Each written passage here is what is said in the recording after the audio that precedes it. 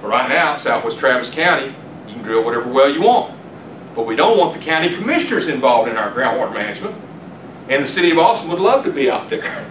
So how would you like to have, before you drill a well for your house, to get a permit from the county, from the city, and from the GCD? So, all right. Compensation cases out there, we're trying to deal with it. Lone Pines or Lost Pines, wherever it is, in Bastrop. You may have seen the other day that Temple Inland's 4-star asked for 45,000 acre-feet a year. They've already got it sold to Hays County. The district gave them 12,000 acre-feet. So there's 33,000 acre-feet difference there, and $7,500 an acre-foot. If that was the compensation, that's hundreds of millions of dollars. Now my argument is, if I was representing the district, well, but you sold the water to Hays at $22.222, which was $1 million a year, for 5 years. So that's what your compensation would be. But who knows where that will be. And of course, if it turns to be $100 million, that busts the groundwater district. So, questions. I covered a lot in an hour. Normally this takes 4 in a class. Yes, sir. Speaking of the legislature, how's the wind blowing on it as far as this? Are they feeling more aggressive to the groundwater conservation districts, or are they? I tell you where some of it's going to head. I think what they're heading to is to say this system's not working with individual districts by themselves, because like Ed McCarthy said, who's one of the key lawyers that I had there, Ed said, you know, a couple of these districts made decisions on permits based on the fact that the board of directors member was still mad at the other guy applying because he took away his prom date in high school. So they're saying some of these local boards are a mess. So we need to maybe have it come under one big state agency and then force groundwater districts everywhere else in the state. But somebody's got to pay for them. That's the first thing. The legislature's all behind DSAL. But I don't think they understand my comment about, okay, here's too big a portion to touch the Water Development Board. There are 3 words missing in both these, 1,200 pages. Right of way. You don't realize, you're not realistically looking at how long it's going to take to get that. Okay. I think that there's some progressive members of the legislature like Lance, what's his name, down here in San Antonio. He's talking about aquifer storage and recovery.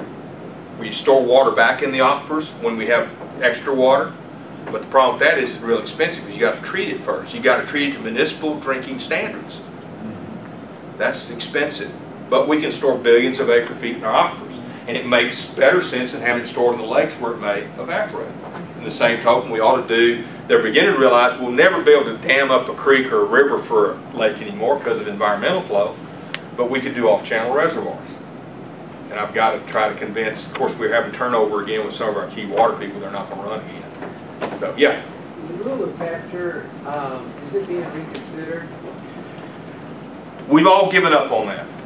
The legislature won't speak to it, and the courts have continued to uphold it. So it's not going to be reconsidered. But we feel like with groundwater districts, if you have a conservation district, they have the right to do spacing, do certain allocations, they have the right to put in emergency measures. So you got a chance to modify it some that way. But throwing out the rule of capture, I think, is something, even though we're one of the only states that has it, Tom, I don't think it's going to happen. Some guys say, Porter, why don't we just declare all groundwater owned by the state? I just said, man, that's an impossible. A couple of members of the legislature came to me and said, let's do that. I said, you can't do it now. It's too late. We've already said. Now, if we treat it like oil and gas, here's my headache with that. You know how you go, somebody drills an oil and gas well in your place, they got to go with a certain pooling program, and they have a certain survey they got to do to where you're going to put the well and all that. Think about the rural folks. Do I want to go have to go through some state agency and do a special survey, do a special process of what water pool I'm in and how much is in that pool? My water well to drill so I can water my corn just went from $30,000 to $100,000. But the way the big ruling, the Dave McDaniel case came out that Nathan Heck wrote, which we didn't have time to talk about, but he said it ought to be treated like oil and gas. Therefore, you know, everybody's kind of thinking about that, and the key private lawyers want it to be like oil and gas. But that can be problematic. We mine oil and gas, folks. We don't do it sustainably. Water, we need to do it a little bit differently. But you do own the water beneath you. And that's one. Yes, sir? In There's been talk recently of making these super groundwater conservation districts. I'm in the Hayes Trinity District. Comal County does not have one. Travis County does not have one. They're talking about making one in Travis County, Hayes County, Comal County. That's right. How's that going to play out as far as you can It's tell? going to be up to the voters. And already there's been some huge fights about that. Some people want to consolidate, others don't. And the legislature's going to have to force a consolidation through the TCEQ. And the TCEQ has been reluctant about that. Washington County, first they wanted the Bluebonnet County district wanted to bring Washington County into theirs. Then they decided we don't want these people; they're too much trouble. So there's all this stuff going on around, but that's where it may head. Maybe it needs to be one state agency, but then again, if there's one state agency, who gets all the water? The most powerful lobby groups do. You know. So yes. You said something I'm a strong believer in, and I think it's two-phased. I'm kind of surprised the rice farmers haven't gone after LCRA for a couple of things. One is, I have problems with them cutting the rice farmers off and they're still sprinkling St. Augustine. That really, I mean, if you served on the LCRA committees like I have, that really rubs you wrong. And the second thing is, they still haven't stopped people from taking illegal straws out of the lake. And if they're not willing to stop people from taking illegal straws out of the Highland Lakes, and they cut off people with a legal right, that really drives me crazy. Absolutely. And you have to remember, the rice farmers had prior rights to the LCRA. They came in advance, and the LCRA came to them and they agreed to it for flood control and other reasons, and they set in certain rules.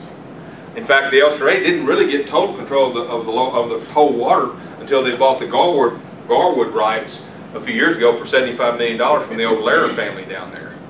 But Jeff, that's a great point. I mean, you know, these people down there, it's not just the rice farmers themselves, it's the whole community. You know, Vance Duncan, an old fraternity brother of mine, his sister's on a board with me somewhere, and we own the input company, we own the John Deere company, we own the feed store. You know, it's going to have a massive impact on the whole area. I had a lady, when I talked at Sage over at UT 3 weeks ago, same kind of presentation, she said, well, they shouldn't be growing rice anyway. Then she said, why are they building any more houses at Lakewood? They shouldn't be allowed to do that.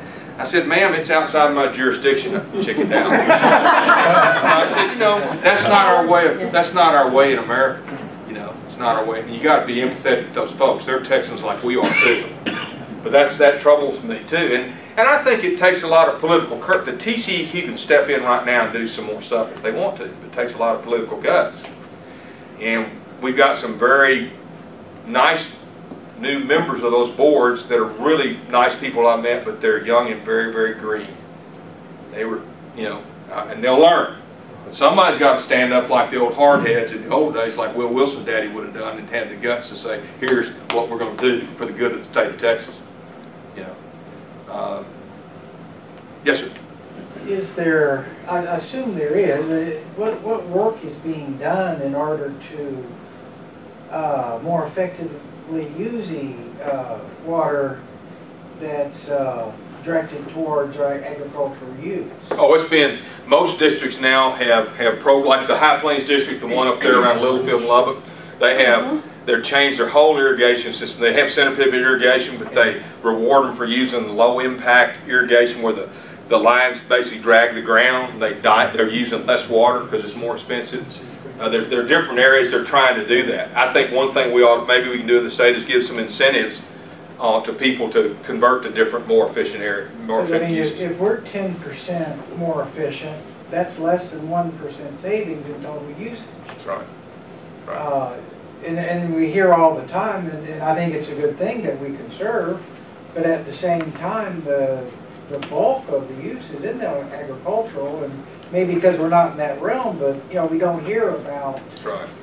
you know, efforts there to more efficiently use the They're water. using every efficient thing they can come up with.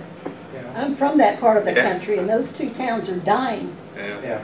because they're giving every drop of water they have to the farmers, which is the only way you get any kind of produce Yeah. or cotton or whatever. I mean, this is what makes those people alive. And like the city of Muleshoe, for instance, they have not had, Lubbock's had a little rain, everybody, City of Muleshoe has been ignored for the last 4 months and has not had a drop of rain. Yeah. That's So very they're reasonable. not filling up anything. One of the things people And all talk that about. water, by the way, Bailey County sends all their water to Lubbock, That's right. which was done in 1957. People talk, you know, a great way to water your plants is with drip irrigation systems, but they're too expensive. And on a major crop, that drip irrigation system's got to be flushed out all the time with sand and things, so it's a real headache. Now, I really do see, I think in High Plains District, they've got 1,350 center pivot irrigation systems now that are permitted. And they're requiring them to go this better way. And, you know, I don't like the idea of saying, okay, the way to get more conservation is to raise the price. I mean, that's not either way to do it. It's being a good steward of everybody. But it's, you know, I think there are areas in Texas that are most agribusinesses trying their best to conserve water, but there's other things they can do. A lot of times it's just expensive. You know, part of it is start using our brackish water reserves again. Now, Dr. Mark Holtzapfel at A&M has got a more efficient engine to where you don't use just as much power up to push that salt water through the pipes as you would to come out. You know, he's got, but you know, he actually says he's got an engine that can do that, and we can do a small plant on 500 unit house subdivision. But his problem is still, what do you do with that byproduct?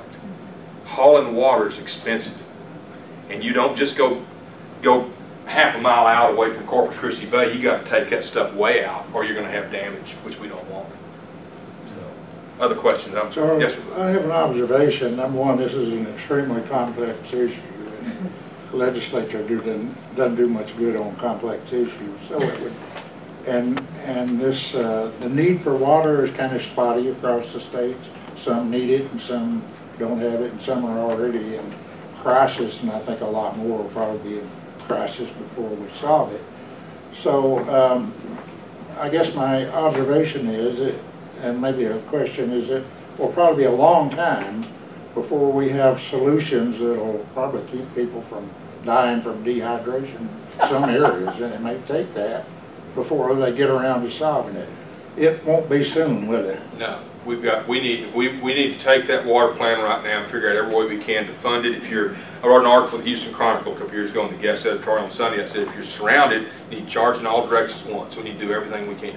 So it'll take a few more years of getting their attention, and then a number of years to get anything really done. And we've got everybody out in the rural areas. When I went to Sonora and did a water law conference back in April, a great group of really smart ladies came up to me and said, well, what can we do? I said, well, you got to get together and group together to have a louder voice in the legislature. You got to participate. The groundwater district managers tell me they don't have anybody come to their board meetings except the people that have a permit up. They need to hear from the public.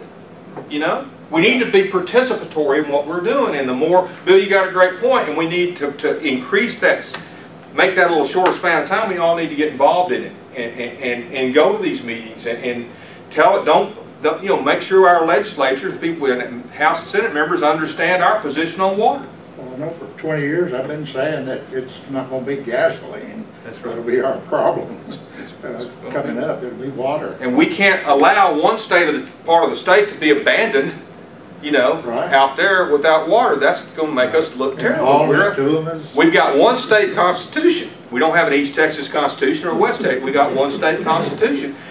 And I think that here, you know, what if it starts raining again? One of those delusions for a year, we may just, okay, we'll push the water back. Yeah. You know? But we can't do that. We got it. And we should be, as realtors, leading the pack about these issues, because we represent the whole state of Texas. We represent buyers and sellers, and we understand one of our most important duties is help our people get the best deal they can get for their property. That involves a big key part of the value, which is the water aspect to it. And I think TAR's made a step there. We need to keep after them to do that. And remind them, don't go to one special interest group or the other. We got to look at the entire state of Texas and let the local boards argue their position, but somebody got to look at the state, I think. Charlie, I have one technical question, and how good is our seismic work at determining how deep the aquifers are? It's where very, the bottom is, what's the low areas? So it's that- better, but the seismic work won't give you the answer it takes. I asked a hydrologist, hydrogeologist, the very question last weekend, is takes test wells on the corners of those aquifers, and Could those we run suck- expensive. Suck all the water out of the Opalala from the Higher, from New Mexico and Colorado? Well, we could, a With our lot of road those, they're very much interconnected, so somebody could do that. But no, It's gonna be fun. in answer to your question, if we need some money to go out and do better surveys and things. But, I mean, again, Clayton Williams is trying to move some of that water to Midland right now, and Odessa, and one test well was $2 million. Okay. Well, we ran over a little for good Sorry. reason. Oh, thanks, Charles.